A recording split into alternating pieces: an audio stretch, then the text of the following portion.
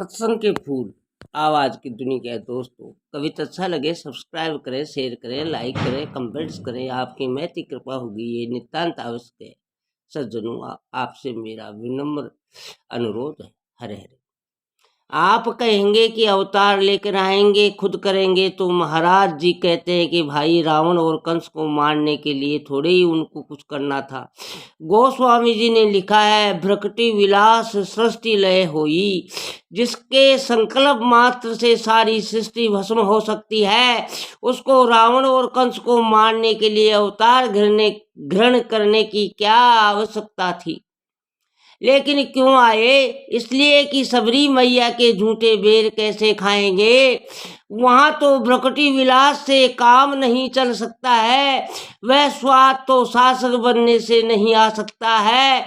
विदुरानी के केले के छिलके में जो मजा आया, वहां गोलोक साकेत में बैठे बैठे मृत्यु का चक्र चलाकर रावण और कंस को मारने में वह मजा कैसे आता।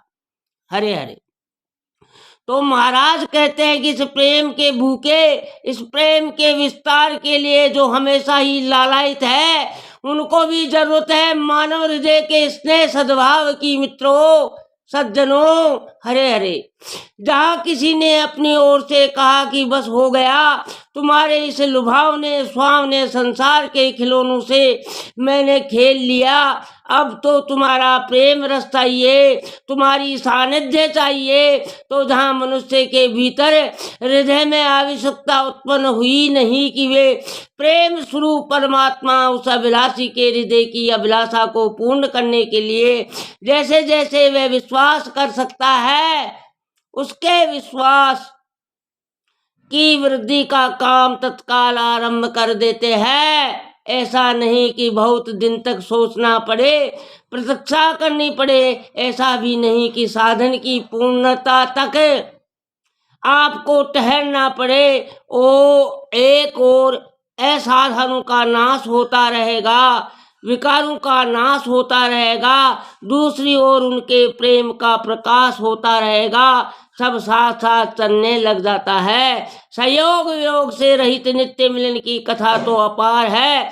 जिन भाग्यशीलों ने उनको अपना माना और किसी बात के लिए नहीं, केवल प्रेम के लिए ही उन पर वे परम प्रेमास्पद स्वयं को न्यौछावर करते हैं। एक बार चर्चा करते हुए महाराज जी की वाणी से एक वाक्य निकला कि देखो तो उनका प्रेमी स्वभाव तो देखो। मानव हृदय के प्रेम का आदर करने के लिए वे अखिल कोटि ब्रह्मांड नायक पूर्ण ब्रह्म परमात्मा ब्रह्म भाव का त्याग करके जीव भाव स्वीकार करके तुम्हारे पास आता है और उसको प्रेम प्रदान करने के लिए तुम अपनी तुच्छ कामनाओं का त्याग नहीं कर सकते। हरे हरे। अगर करते हो तो उसकी तुलना में ज्यादा किया कि कम किया। हरे हरे।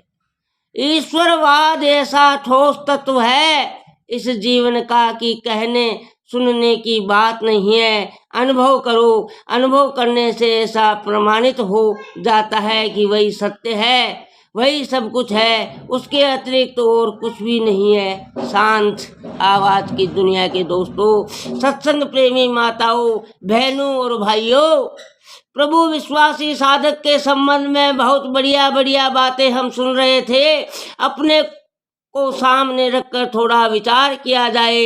ईश्वर में विश्वास करने वाले हम लोग हैं। उस विश्वास के आधार पर क्या हमारा ईश्वर के अतिरिक्त और सब जगह से मन हट गया?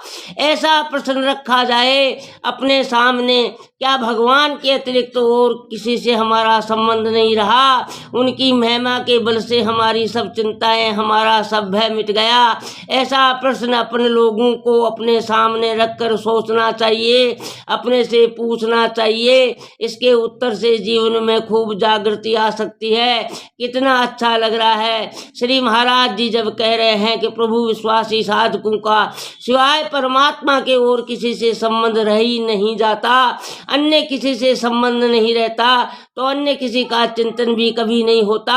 वे परमात्मा को अपना मानते हैं और उनको हर प्रकार से पूर्ण मानते हैं, अपना हितैषी मानते हैं, अपना प्रिय मानते हैं, इसलिए वे सिवाय परमात्मा के प्रेम के अपने लिए और कुछ चाहते भी नहीं हैं। अब सोचा जाए कि मैंने भी ईश्वर में विश्वास किया है, मुझे भी ईश्वरीय प्रेम का मधुर रस अभिष्ट है, तो ईश्वरीय प्रेम रस के अलावा और भी अपनी कुछ चाह है क्या, और भी अपना कोई संकल्प है क्या? ऐसा सोचने से मालूम होता है कि और भी संकल्प है। अगर और संकल्प न होते और कोई चाह न होती तो पता नहीं कब का ये सीमित अहंग रूपी अणु ईश्वरीय प्रेम बनकर प्रेमास्त्र में समा गया होता। अब तक ये काम पूरा हो गया होता। हरे हरे आवाज की दुनिया के दोस्तों, सत्संग प्रेमों, भाइयों बहनों, सज्जनों, सब्सक्राइब करें।